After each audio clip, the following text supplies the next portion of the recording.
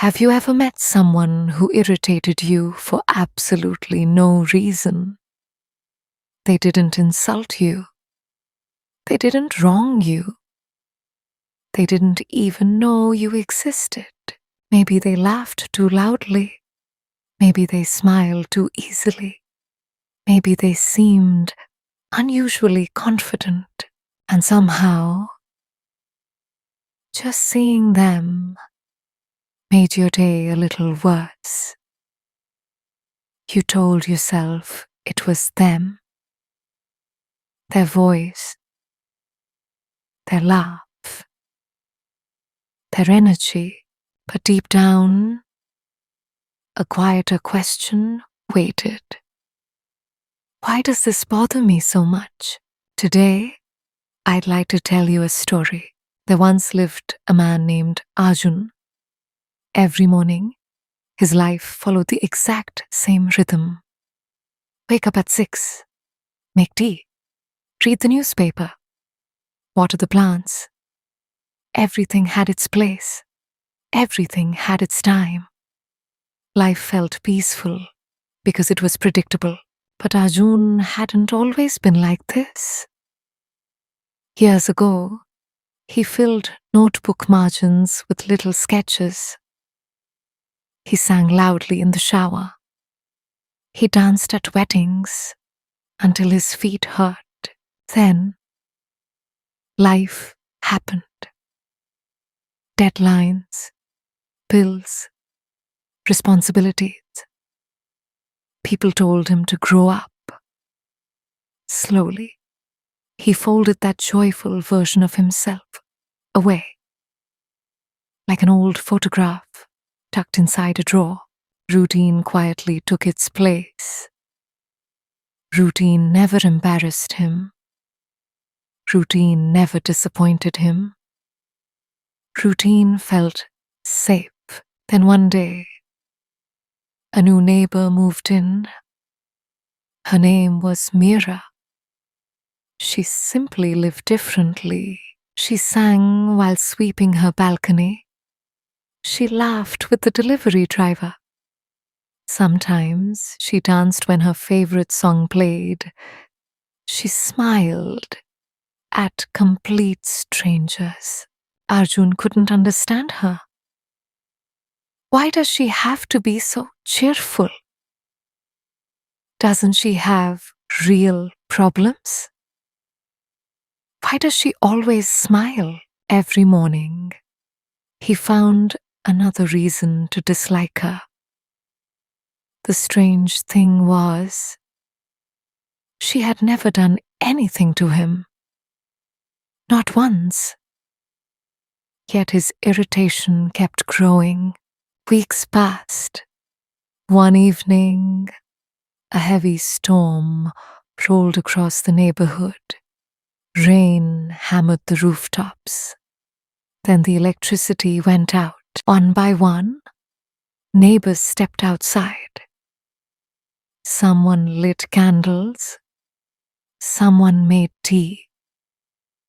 Children laughed in the rain. Without their screens, people actually talked. Mira walked over, carrying a tray of biscuits. She smiled at Arjun. You always keep your garden beautiful. For the first time, Arjun realized he had spent weeks criticizing someone who had quietly admired him all along. Mira gently shared something. Her mother had passed away only 6 months earlier. If I stop moving, the sadness catches me. The sinking wasn't because life was easy. It was because silence reminded her of grief. Arjun looked down at his cup of tea. He had mistaken joy for carelessness, courage for foolishness. He had judged a survivor. That night, Arjun couldn't sleep. Not because of Mira, but because of a question. When did I stop laughing like that? When did I become afraid of looking foolish? When did happiness begin making me uncomfortable? He remembered the notebook sketches, the terrible singing, the wedding dance. Maybe he wasn't angry at Mira. Maybe he simply missed the version of himself who used to feel alive. Her happiness wasn't insulting him. It was reminding him. Here's something fascinating about the human mind. Sometimes the people who trigger us aren't revealing their flaws. They're revealing something we've hidden inside ourselves. Carl Jung believed every human being carries what he called the shadow, the parts of ourselves we reject, the emotions we suppress, the dreams we abandon. We don't destroy these parts.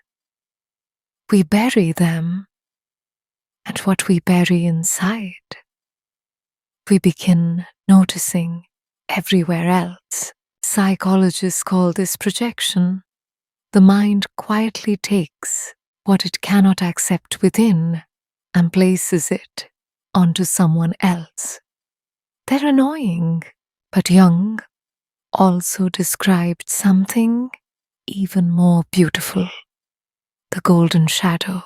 We don't only hide our weaknesses, we hide our strengths too.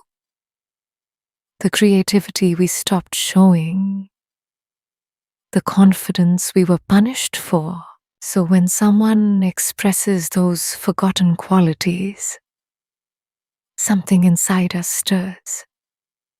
We call it annoyance, jealousy, judgment. But underneath, it may simply be grief. Think about it. Someone quits their job to travel the world. One person says, "That's inspiring." Another says, "That's irresponsible." Same decision, different reaction. Imagine someone celebrating success online. Some smile, others roll their eyes. The post didn't change. The observer did. Now, this doesn't mean every difficult person is secretly your teacher. Some people truly are manipulative. Healthy boundaries still matter. But if someone simply lives differently, laughs differently, shines differently, and it unsettles you, it's worth becoming curious, not "What's wrong with them?" but "Why did this affect me?" The next time someone instantly gets under your skin, pause. Take one slow breath.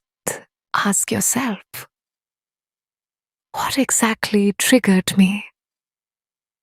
Did this person actually harm me? Or simply challenge something inside me?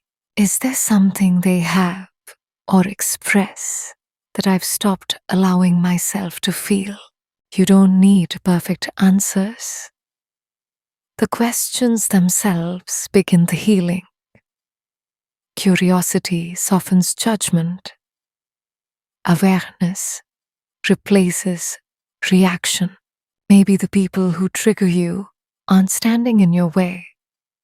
Maybe they're standing in front of a door you've been afraid to open. A door leading back to forgotten dreams, forgotten confidence, forgotten joy. A few weeks after the storm, neighbors noticed something small. Arjun still woke at 6, still made tea, still watered the plants. But now, sometimes, he hummed while doing it, badly. And he didn't care because he finally understood. Mira had never been his problem. She had been his mirror. So before you leave, I'd like you to think about one person, someone who has always annoyed you. Picture their face, hear their voice, notice that familiar feeling. Now ask yourself one final question. What if they weren't testing your patience? What if they were revealing something about you? Sit with that thought tonight. You may discover that the people who trigger us sometimes become the guides who quietly lead us back to ourselves.